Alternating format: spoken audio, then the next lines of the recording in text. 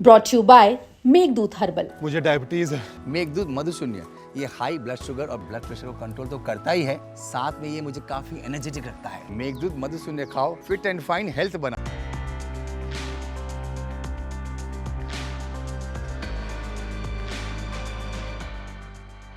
रक्षाबंधन एक ऐसा त्योहार जो भाई बहन को स्नेह की डोर में बांधता है, एक अटूट रिश्ते को दर्शाता है कि दुनिया के किसी भी कोने में क्यों ना हो, ये रिश्ता कभी अलग नहीं हो सकता। ऐसा ही एक जबरदस्त किस्सा यूपी के बिजनौर से सामने आया, जो आपको वाकई रक्षाबंधन के अटूट डोर की अहमियत बयां कर देगा।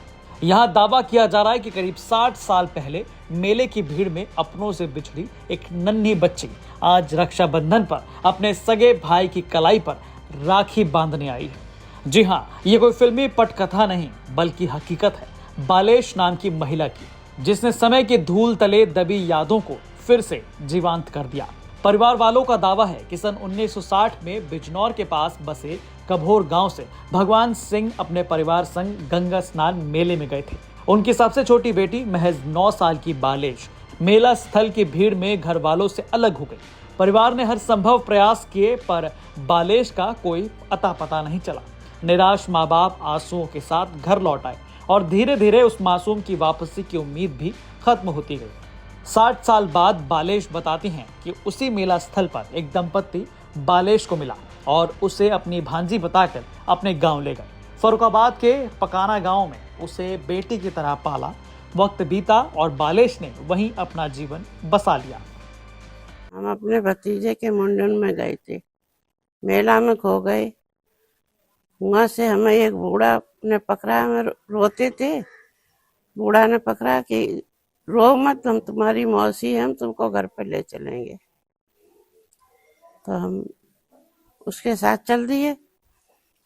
जब चल दिए तो मेरी गाड़ी दिखी हमको, उतरे बस में से भागे तो पुलिस वाले से बोली कि ये देखो मेरी बेटी बार बार भाग रही है और बैठ नहीं रही है। उसने हमें डर पाके बैठा लिया।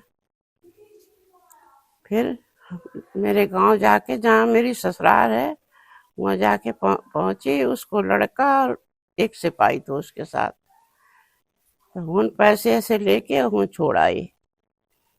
फिर मेरे रिश्तेदारी में मेरी नंद ने हमें पाला। फिर 5 साल बाद मेरी शादी हुई। अब मेरे पोता ने मेरी कहानी बचपन की पूछी, मेरे पति ने तो कभी सुनी नहीं। मेरे पोते ने पूछी तो हमने अपनी कहानी बीती वही बताई। उसने मोबाइल में लिख के और हीन चला आया, मेरे परिवार से मिलाया। अब मेरे भाई और भतीजे, भतीजों के बच्चे, मेरा बहुत बड़ा परिवार है। और 60 साल के बाद अपने भाई को राखी बांधेंगे। बालेश आज अपने भाई के पास पहुंच गई। उनके भाई भी अब बूढ़े हो चुके हैं, लेकिन अपनी बहन से मिलने के बाद उनका चेहरा खिल उठा, आंखें नम थीं। हाँ, बहुत खुशी है हमें भाई। कैसा गया मुझे पूरी बात बताओ। हाँ, गंगा स्नान से खोई गई थी। हाँ भाई, भतीजे को लेकर मुंडाना। हाँ, गंगा स्नान तो खोई गई, बहुत तलाश करी, कहीं पता चला। अब फिर इनका वो आया 60 साल बाद में कुत्ता, उसने गांव में मालूम करा, इन्होंने आड़िया बताया उसे। जो आड़िया उसने बताया वो सही निकला उसका। फिर उसकी गैल हम हो गए, उसने अपनी बहन को लाए। बहुत खुशी है हमें।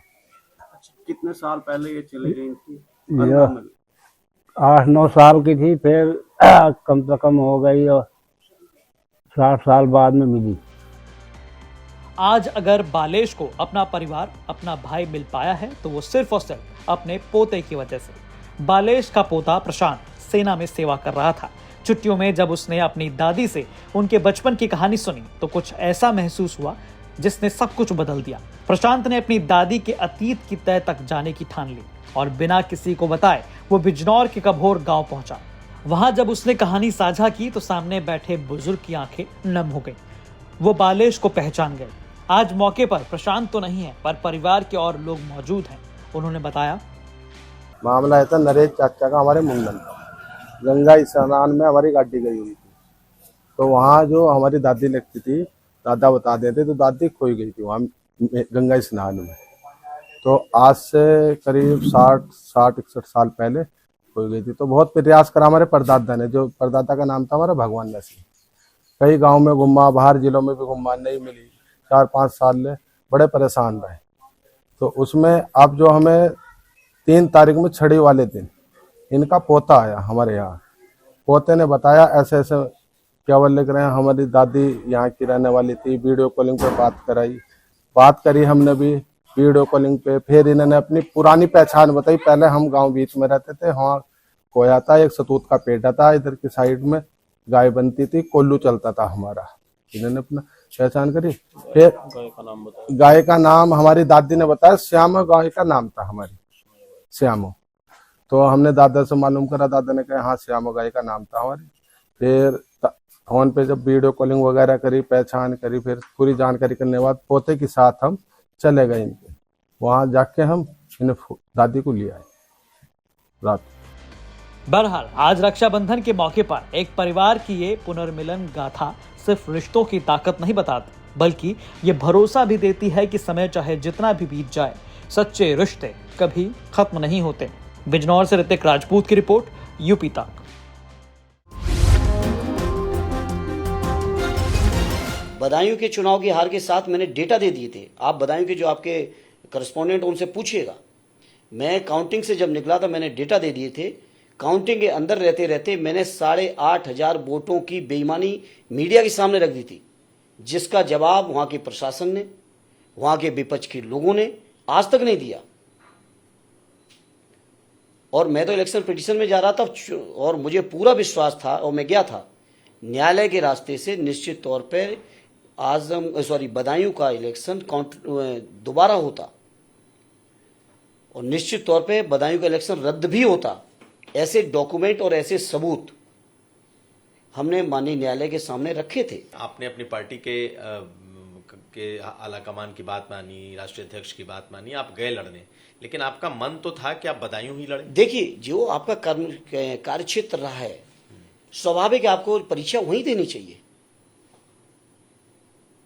अगर मैं बदायूं रहने के बाद मैं कहता कि मैं बदायूं नहीं लड़ूंगा, इसका मतलब मैंने बदायूं के लोगों की अच्छी सेवा नहीं की थी।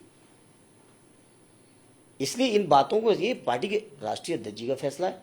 और मैं जहां मुझे मौका दिया पार्टी ने, मैंने कोशिश की कि अपनी संपूर्ण क्षमता लगा के जो बेहतर से बेहतर सेवा हो सकती हो वो करें। चूंकि आजमगढ़ में अभी कार्यकाल कम मिला है, अभी शुरुआत हुई है, 1 साल है और विपक्ष का दौर है, तो अभी आजमगढ़ के लोगों की तरक्की के लिए तो उतना नहीं कुछ कर सके।